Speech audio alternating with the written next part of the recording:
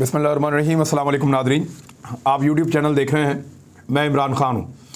3 developments London से हुई हैं और उनकी वजह से मियाँ नवाज शरीफ साहब दोबारा बीमार हो गए हैं।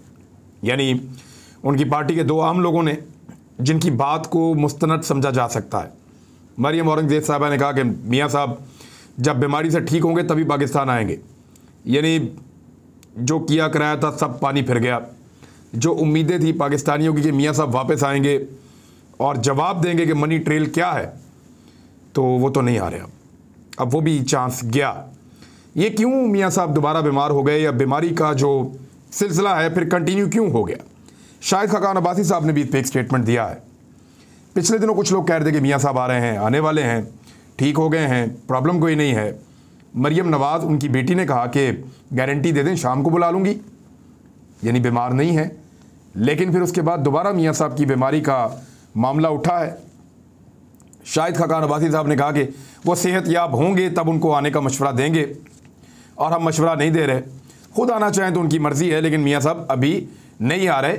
ये सारे सियासी बयानात हैं मियाँ साहब के आने के हवाले से। वो कौन सी ऐसी 3 चीज़ें हुई बरतानिया में जिनके नतीजे निकले तो मियाँ साहब पाकिस्तान वापस नहीं आ रहे? पहली चीज़ तो आपने गौर किया होगा, ये उठाई गई और ये एक सिलसिला घड़ा गया कि मियाँ नवाज शरीफ साहब की मुलाकातें हो रही हैं, एस्टेब्लिशमेंट के साथ उनकी डील हो रही है, मियाँ नवाज शरीफ साहब की मिन्नतें की जा रही हैं, उनको मनाया जा रहा है कि आइए पाकिस्तान डूब रहा है, इस मुल्क को आकर संभाल लें। मैं आपको ज़िम्मेदारी से कह रहा हूँ कि पाकिस्तान की एस्टेब्लिशमेंट ये समझती है कि पाकिस्तान आज जहाँ भी खड़ा है उसमें इसहाक डार के कुछ फ़ैसलों का, मैं मईशत के हवाले से कह रहा हूँ, इसहाक डार के कुछ फ़ैसलों का बड़ा अहम किरदार है। और ना सिर्फ इसहाक डार के फ़ैसले, बल्कि PMLN की हुकूमत ने जाते जाते जिस किस्म की अयाश किस्म की पॉलिसीज़ लगाई थी और इकॉनमी को जिस किस्म के झटके दिए थे, उनसे पाकिस्तान अभी तक नहीं निकल पाया। ये एस्टेब्लिशमेंट ने, यानी एस्टेब्लिशमेंट के मुख्तलिफ लोग होते हैं ना, वहीं से आपको इन्फॉर्मेशन आती है। तो मैं डायरेक्ट इन्फॉर्मेशन आपको बता रहा हूँ कि वो लोग ये समझते हैं कि इसहाक डार इसके लिए मुजरिम है, या PMLN जाते जाते जो कर गई है वो उसके लिए ज़िम्मेदार है। इस हुकूमत को आज भी वो कम ज़िम्मेदार समझते हैं। तो क्या जिन्होंने तबाह किया है उनकी मिन्नतें कर रहे हैं जाके? मुझे ये बात हज़म नहीं हो रही थी, लेकिन फिर भी मैं आपको कह रहा था कि अगर कोई ऐसी इतला आई कि एस्टेब्लिशमेंट की नवाज शरीफ से डील हो रही है तो मैं आपको ज़रूर बताऊँगा। फ़िलहाल इतला नहीं आई और ये खबर गलत साबित हुई। अब हर सहाफ़ी ये कह रहा है।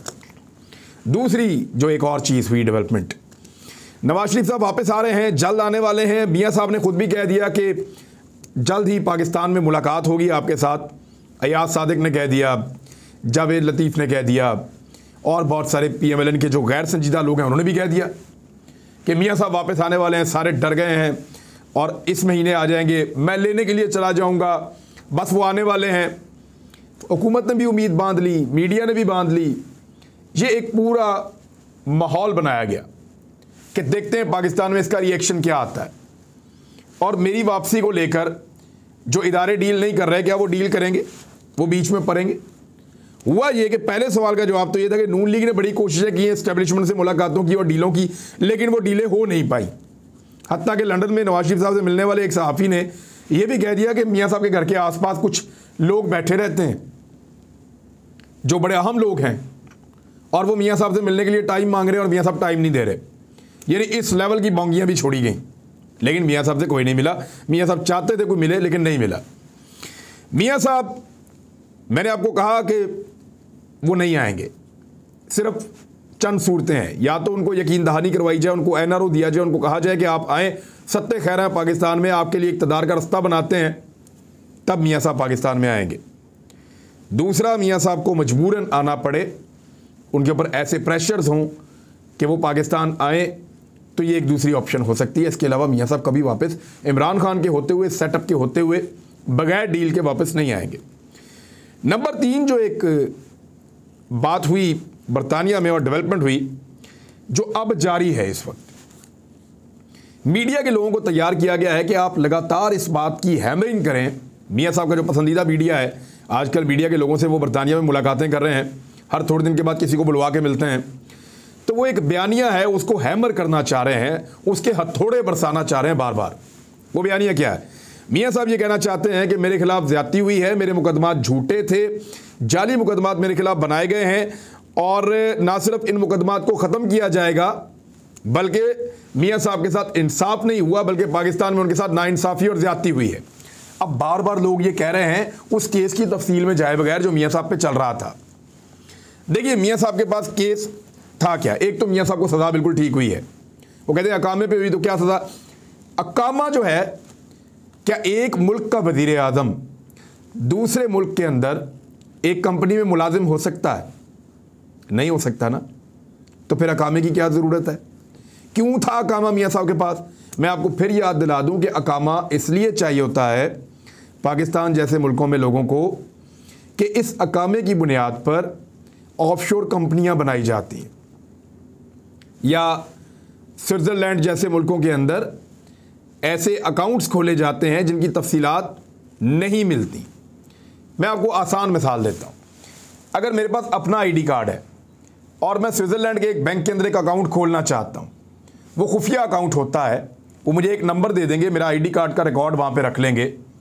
लेकिन अगर पाकिस्तान में मैं कभी मुजरिम साबित हो गया और ये पता चल गया कि मैंने पाकिस्तान से पैसा चोरी करके वहाँ पे रखा हुआ है स्विट्ज़रलैंड के बैंकों में, तो पाकिस्तान की गवर्नमेंट क्या करेगी?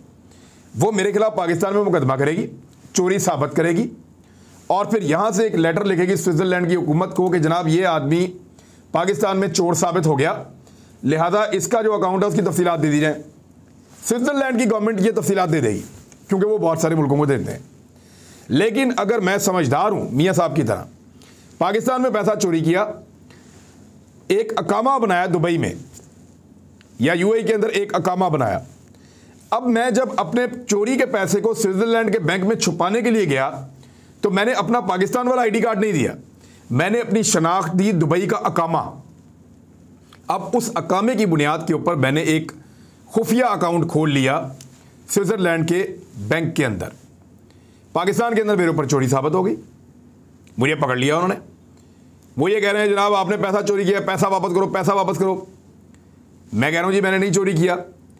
अब पाकिस्तान की गवर्नमेंट लिखती है स्विट्ज़रलैंड को कि ये बंदा इसने पाकिस्तान में चोरी किया, ये पैसा वापस करें। स्विट्ज़रलैंड कहेगा जनाब हमारे पास तो इस आईडी कार्ड का कोई बंदा इंदराजी नहीं है, यानी हमने आपके मुल्क के किसी डॉक्यूमेंट के ऊपर यहां कोई अकाउंट नहीं खोला हुआ, क्योंकि अकाउंट उन्होंने खोला हुआ है दुबई के डॉक्यूमेंट के ऊपर जिसको अकामा कहते हैं, तो वो इंफॉर्मेशन दुबई को देंगे और पाकिस्तान दुबई को मजबूर नहीं कर सकता। यानी तीसरी जगह पे मामला चला जाएगा कि पाकिस्तान जाए जाके दुबई को कहे जनाब फलां बंदा जो है उसके लिए आप तफसीलात मंगवाएं, फिर आप हमें तफसीलात दें। ऐसे नहीं होता।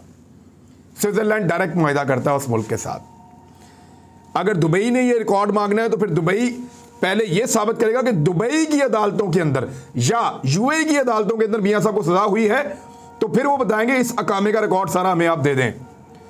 क्योंकि सजा जिस मुल्क में होती है उस मुल्क के डॉक्यूमेंट के ऊपर स्विट्ज़रलैंड जो है वो रिकॉर्ड फराहम करता है। ये है जी अकामा की सारी कहानी।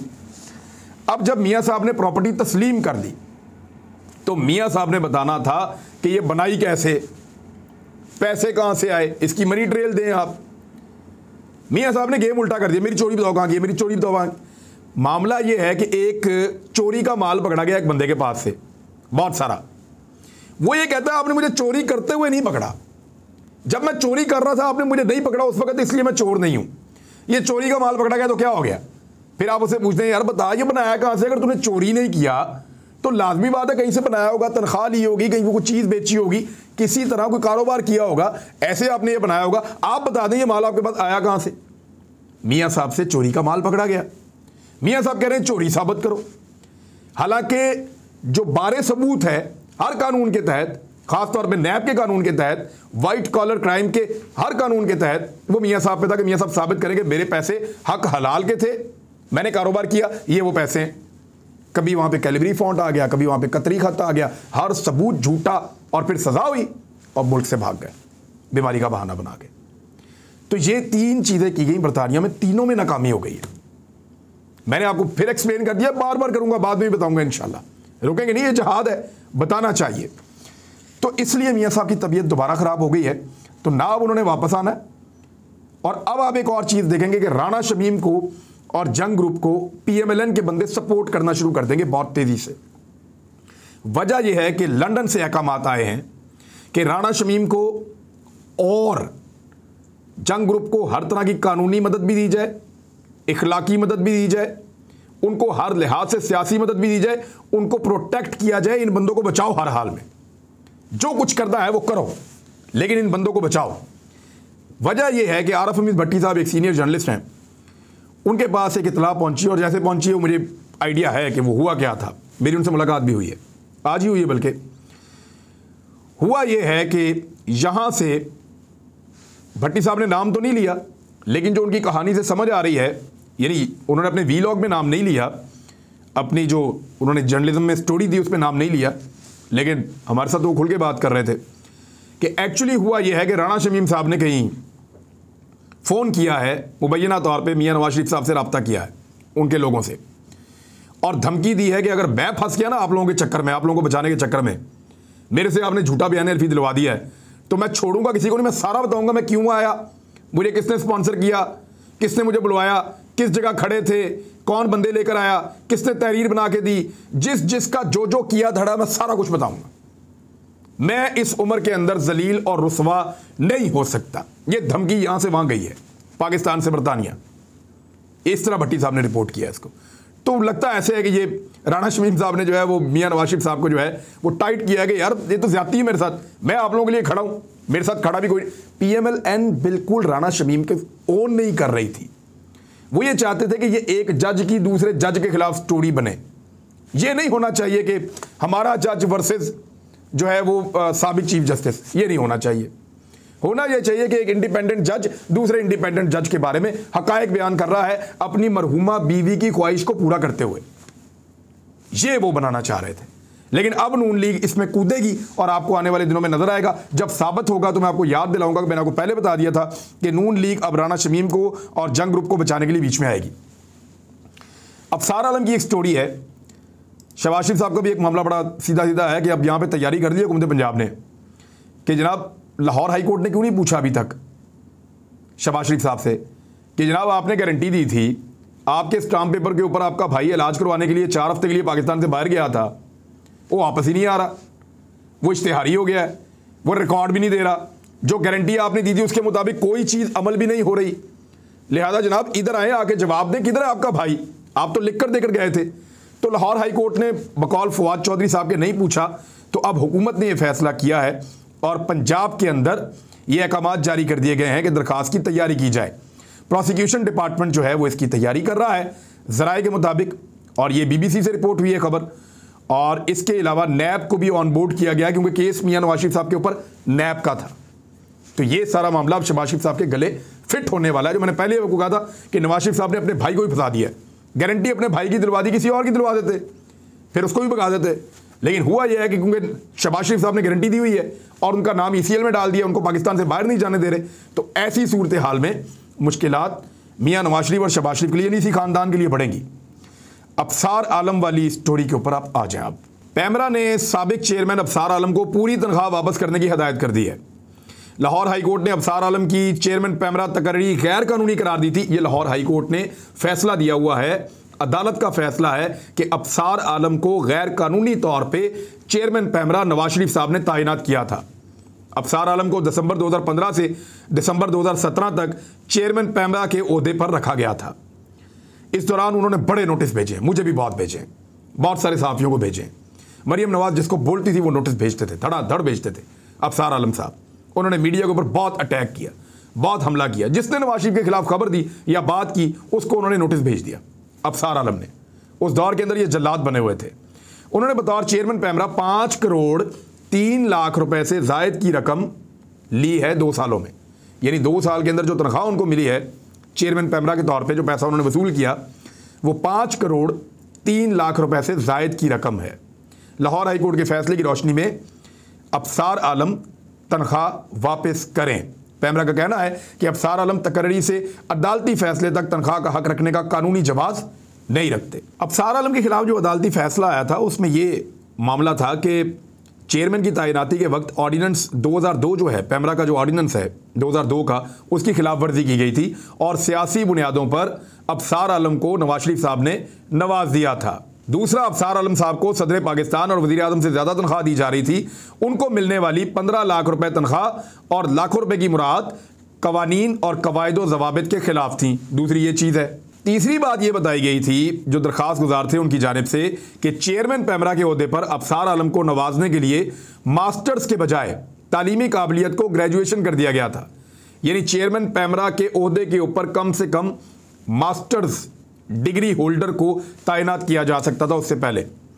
नवाज शरीफ साहब ने क्योंकि नवाजना था अफसार आलम को, और अफसार आलम साहब सिंपली ग्रेजुएट थे, लिहाजा उनको नवाजने के लिए उन्होंने कानूनी तब्दील कर दिया और उनको ग्रेजुएशन की हद के अंदर ला के और उनको तैनात कर दिया, जो कवानीन और सुप्रीम कोर्ट के फैसलों की खिलाफ वर्जी है। लिहाजा उनकी तैनाती को कल अदम करार दिया जाए। जस्टिस शाहिद करीम ने चंद रोज कबल महफूज किया गया फैसला सुनाते हुए करार दिया कि चेयरमैन पैमरा को मेरिट से हटकर तैनात किया गया।